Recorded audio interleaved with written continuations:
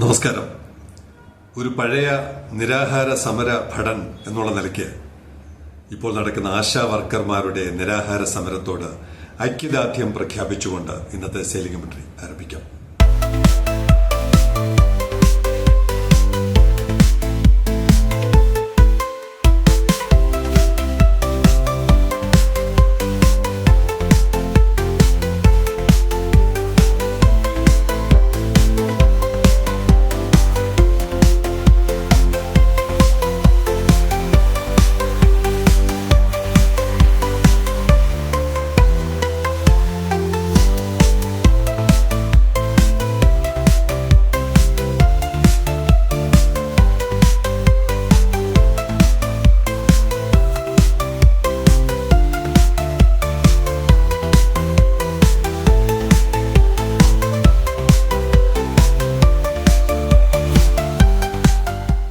ഇന്ന് 39-40 ദിവസമാകുന്നു.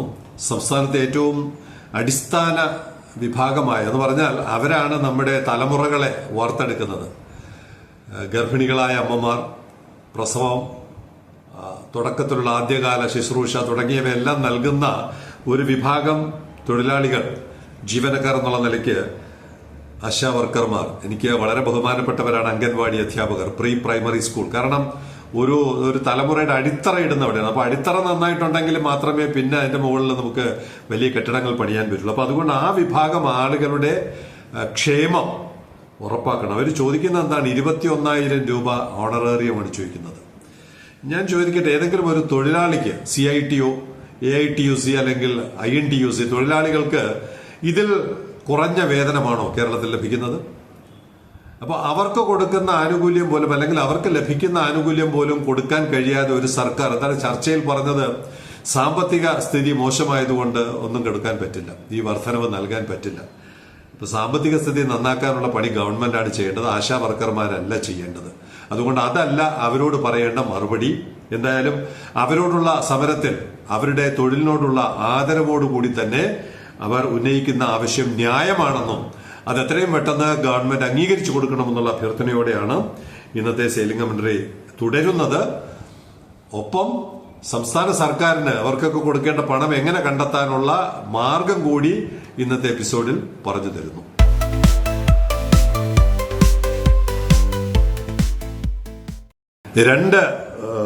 മൂന്നും സന്തോഷകരമായ കാര്യമാണ്. ഇന്നലെ അല്പം നമ്മളെ വിഷമിപ്പിക്കുന്ന ഒരു റിപ്പോർട്ടാണ് അവതരിപ്പിക്കേണ്ടി വന്നതെങ്കിൽ ഇന്ന് 3 റിപ്പോർട്ടുകൾ വളരെ സന്തോഷകരമാണ്. ഒന്ന്, നമ്മുടെ പ്രധാനപ്പെട്ട MSc അവരുടെ പ്രധാനപ്പെട്ട ഓഫീസ് TRVയിൽ അവരുടെ ഓഫീസ് തുടങ്ങുന്നു. ഏകദേശം 8-10 ജീവനക്കാരുള്ള ഒരു ഓഫീസാണ് അവർ ഒരുക്കുന്നത്. പോർട്ടിന്റെ പരിസരത്ത് തന്നെ അതിന്റെ പുതിയ കെട്ടിടത്തിന്റെ പണി വളരെ ദ്രുതഗതിയിൽ നടക്കുന്നു. മിസ്റ്റർ വിജയ് YSL ആണ് ഇതിന്റെ ചുമതല. സീനിയർ ഓപ്പറേഷൻസ് മാനേജർ, അദ്ദേഹത്തിനാണ് ഈ ഓഫീസിന്റെ ചുമതല. എന്തായാലും വളരെ പെട്ടെന്ന് 10 പേരെന്നുള്ളത് 50 പേരും 100 പേരുമായിട്ട് വളരുന്ന ഒരു ഓഫീസായി മാറട്ടെ എന്ന് നമുക്ക് ആശംസിക്കാം. തൊട്ടടുത്ത് തന്നെ പോർട്ടിന്റെ കവാടത്തിൽ പുതിയ സൈൻ ബോർഡൊക്കെ വന്നു. കണ്ടെയ്നർ ടെർമിനൽ എന്നുള്ള ബോർഡ് വന്നിട്ടുണ്ട്. അങ്ങനെ വളരെ ശുഭകരമായ കാര്യങ്ങളാണ് ഇന്ന് പ്രേക്ഷകരോട് തുടക്കത്തിൽ തന്നെ പറയാനുള്ളത്. അവസാനം വരെയും അതിനേക്കാൾ ശുഭകരമായ കാര്യമാണ് ഇനിയും തുടർന്ന് പറയുന്നത്.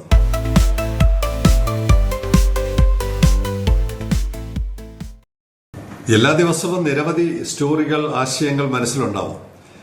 ഏതാണ് അവതരിപ്പിക്കേണ്ടതെന്ന് അവസാന നിമിഷമാണ് തീരുമാനിക്കുന്നത്. അങ്ങനെ ഞാൻ 2 സ്റ്റോറി ഏകദേശം തീരുമാനിച്ച് വെച്ചിരുന്ന സമയത്ത് ഒരു അമേരിക്കൻ സുഹൃത്ത് എനിക്കൊരു മെസ്സേജ് അയച്ചു രാവിലെ. മെസ്സേജിന്റെ അവസാനം ഞാൻ തീരുമാനിച്ചു, ഇന്നത്തെ സ്റ്റോറി ഈ പറയുന്ന ഒരു കോൺവെർസേഷൻ, ഈ ഒരു ചാറ്റ്, അത് മതിയെന്ന് തീരുമാനിച്ചു. തുടക്കം ഞാൻ കൊടുത്ത മറുപടി, അദ്ദേഹം നൽകിയ മെസ്സേജും ഞാൻ അതിന് കൊടുത്ത മറുപടിയുമാണ് തുടർന്നുള്ള ഇന്നത്തെ story. Is there a possibility for us to get in touch with Trivandrum Port? അടിയുള്ള സിമ്പൽ. അമേരിക്കയിൽ ഇരിക്കുന്നയാൾ വിഴിഞ്ഞം പോർട്ട് എന്നല്ല പറഞ്ഞത്, ട്രിവാൻഡ്രം പോർട്ട് എന്നാണ് പറഞ്ഞത്. Is there a possibility for us to get in touch with Trivandrum Port to see if they would be interested in off-taking our methanol for refueling ships? അടിയുടെ double symbol. നമ്മൾ പല പ്രാവശ്യം പറഞ്ഞിട്ടുണ്ട്, സംസ്ഥാനത്തിന്റെ ഇപ്പൊ രാജ്യത്തിന്റെ തന്നെ എന്ന് പറയാം, രാജ്യത്തിന്റെ അജണ്ടകൾ ഡ്രൈവ് ചെയ്യുന്നത് ജനങ്ങളാണ്. എന്താണ് നാളെ സംഭവിക്കാൻ പോകുന്നത്, അതെങ്ങനെ സംഭവിപ്പിക്കണം എന്നുള്ള രാജ്യത്തെ ആദ്യത്തെ തുറമുഖം നമ്മുടെ പ്രവർത്തനം കൊണ്ടാണ് നടന്നതെന്നുള്ളത് 101% സത്യമാണ്. അതിൽ ഒരാൾക്ക് പോലും പങ്കില്ല. മുഖ്യമന്ത്രി ആയിരുന്ന ഒരാൾക്ക് സാങ്കേതികമായി അല്ലാത്തൊരാൾക്ക് ചെയ്യാൻ പറ്റില്ലല്ലോ. മുഖ്യമന്ത്രി അല്ലാത്ത ഒരാൾക്ക് ഇതൊന്നും ചെയ്യാൻ പറ്റില്ല, പോർട്ട് മന്ത്രി അല്ലാത്ത ഒരാൾക്ക് ഇതൊന്നും ചെയ്യാൻ പറ്റില്ല. അതുകൊണ്ട് സാങ്കേതികം മാത്രമാണ് അവർ ഇതിന് തുടക്കം കുറിച്ചു എന്നുള്ളത്. ജനങ്ങളാണ് അതിന്റെ ക്രെഡിറ്റ് മുഴുവൻ. ഇവിടെയും ഇപ്പൊ മെത്തനോളിന്റെ കാര്യത്തിലും പൂവാർ കപ്പൽശാലയുടെ കാര്യത്തിലൊക്കെ അറിയാമല്ലോ ആരാണ് ഇതൊക്കെ ഡ്രൈവ് ചെയ്യുന്നതെന്ന്. അപ്പോൾ അമേരിക്കയിൽ നിന്നുള്ള മെസ്സേജ് എന്താണ്? അവർ മെത്തനോൾ പോർട്ടിന് നൽകാൻ തയ്യാറാണ്, പോർട്ടിന് എടുക്കാൻ പറ്റുമോ എന്നുള്ളതാണ്. ഒരു NRI ആണ്, അമേരിക്കയിൽ ഇരിക്കുന്ന ഒരു NRI. അപ്പൊ എന്റെ മറുപടി അദ്ദേഹത്തിന്, it can happen in both ways. Either TRV can take it from you and supply to vessels, or you can directly contact with shipping liners like Maersk, CMA CGM, One, etc. Anyway, they require huge quantities like many tons for a single voyage. ഒരു യാത്രയ്ക്ക് തന്നെ ഒരുപാട് ton. കാരണം എനിക്കറിയാം അവരുടെ capacity എത്രയാണെന്ന് നേരത്തെ വിവരമുള്ളതുകൊണ്ടാണ് ഞാൻ അങ്ങനെ പറഞ്ഞത്. അവർക്ക് ഇപ്പോ ഒറ്റയടിക്ക് കപ്പലിന് ആവശ്യമായിട്ടുള്ളത് കൊടുക്കാൻ പറ്റുമോ എന്ന് സംശയമുണ്ട്. അത് തുടർന്ന് വരുന്നുണ്ട്. അപ്പൊ അദ്ദേഹത്തിന്റെ മറുപടി, we will directly sell to the shipping liners.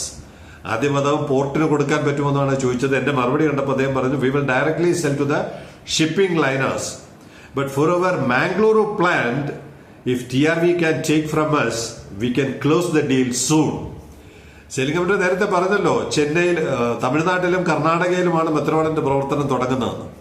അപ്പൊ അവരുടെ മാംഗ്ലൂർ പോർട്ടിന്റെ ഡീല് TRVയുമായിട്ട് നടത്താൻ പറ്റിയാൽ, ഇപ്പോ ആളുകൾ ട്രിവാൻഡ്രം പോർട്ടെന്നും TRV എന്നും ഉപയോഗിച്ചാണ് നമ്മുടെ പോർട്ടിനെ അഭിസംബോധന ചെയ്യുന്നതെന്ന് പിടികിട്ടിയല്ലോ. സർക്കാർ എന്ത് വിചാരിച്ചാലും ജനങ്ങളെ കൊണ്ട് ഞങ്ങൾ അങ്ങനെ ചെയ്യിക്കും.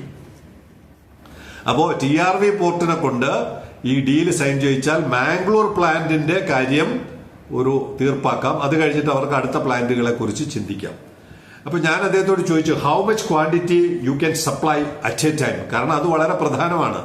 അദ്ദേഹത്തിന്റെ കപ്പാസിറ്റി വെച്ച് ഒരു കപ്പലിന് ആവശ്യമുള്ളത് കൊടുക്കാൻ പറ്റില്ല. അപ്പൊ അദ്ദേഹം പറഞ്ഞു 60,000 ലിറ്റേഴ്സ് ഡെയിലി. 60,000 എന്ന് പറയുമ്പോൾ 60 ടൺ. അപ്പൊ അതെന്തായാലും കപ്പലിന് അത് പോരാ. 60,000 litres daily as a pilot, then we can increase. ആദ്യം തുടക്കമെന്നുള്ള നിലയ്ക്ക് 60 ടൺ കൊടുക്കാം, അത് കഴിഞ്ഞിട്ട് പിന്നെ കൂട്ടാം.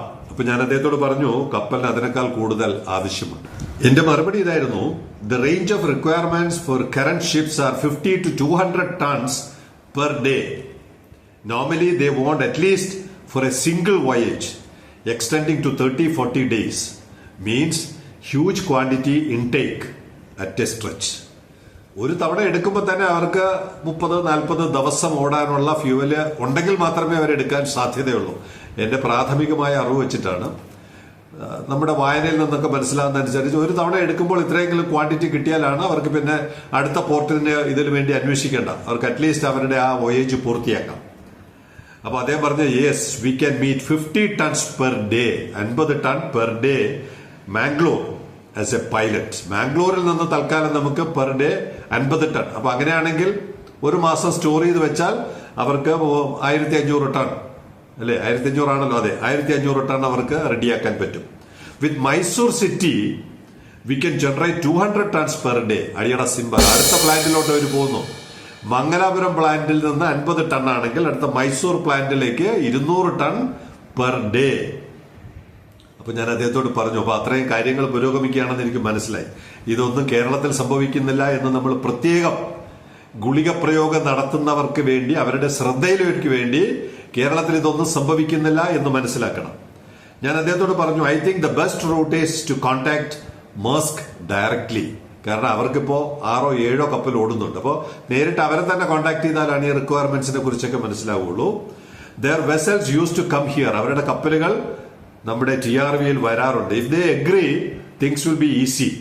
TRV side I can make access. അദ്ദേഹത്തോട് ചോദിച്ചു, പോർട്ടിൽ എന്തെങ്കിലും കണക്ഷൻ ഉണ്ടാക്കി കൊടുക്കാൻ പറ്റുമോ? ഞാൻ പറഞ്ഞു, തീർച്ചയായിട്ടും ട്രിവാൻഡ്രം പോർട്ടില് നിങ്ങൾക്ക് അതിനുള്ള ബന്ധങ്ങൾ ഉണ്ടാക്കിത്തരാം.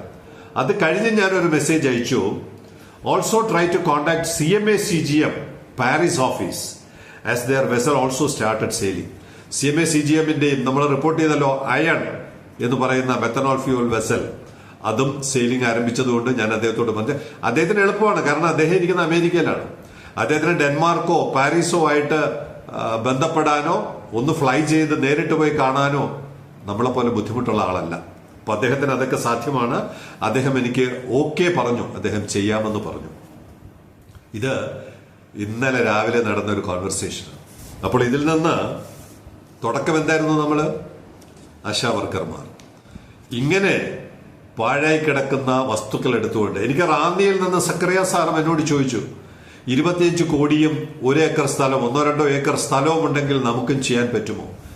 ഇങ്ങനെ ധാരാളം പേർ കേരളത്തിലും ആകാംക്ഷയോടെ കാത്തിരിക്കുകയാണ്.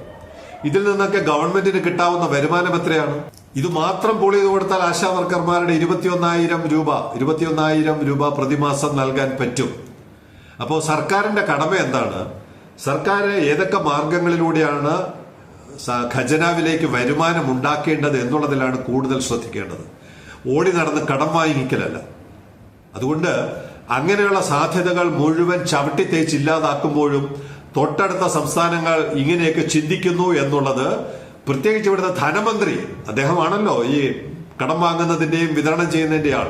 അദ്ദേഹത്തിനോട് 2024 ജനുവരി മാസം അവസാനം മെത്തനോൾ എന്ന് പറയുന്ന ഒരു ഇന്ധനത്തിന്റെ സാധ്യത ഡോളറിൽ വരുമാനം കിട്ടുമെന്ന് അദ്ദേഹത്തോട് പറഞ്ഞിട്ടുണ്ട്. ഇല്ലെങ്കിൽ അദ്ദേഹം പറയട്ടെ. അങ്ങനെയുള്ള വരുമാനം ഉണ്ടാക്കലാണ്, അതിനുവേണ്ടിയാണ് മന്ത്രിമാരെ തെരഞ്ഞെടുക്കുന്നത്, MLA-മാരെ തെരഞ്ഞെടുക്കുന്നത്, അല്ലാതെ കടം വാങ്ങാനല്ല. അങ്ങനെ അന്യ സംസ്ഥാനങ്ങൾ, മറ്റു സംസ്ഥാനങ്ങൾ മെത്തനോൾ ഉൽപ്പാദിപ്പിച്ച് നമ്മുടെ തുറമുഖത്തുകൂടി കപ്പലുകൾക്ക് കൊടുക്കുന്ന കാഴ്ച നമ്മൾ കാണേണ്ടി വരും. അടിയറ സിമ്പൽ. സെയിലിംഗ് കമ്പനി അവസാനിപ്പിക്കുന്നു.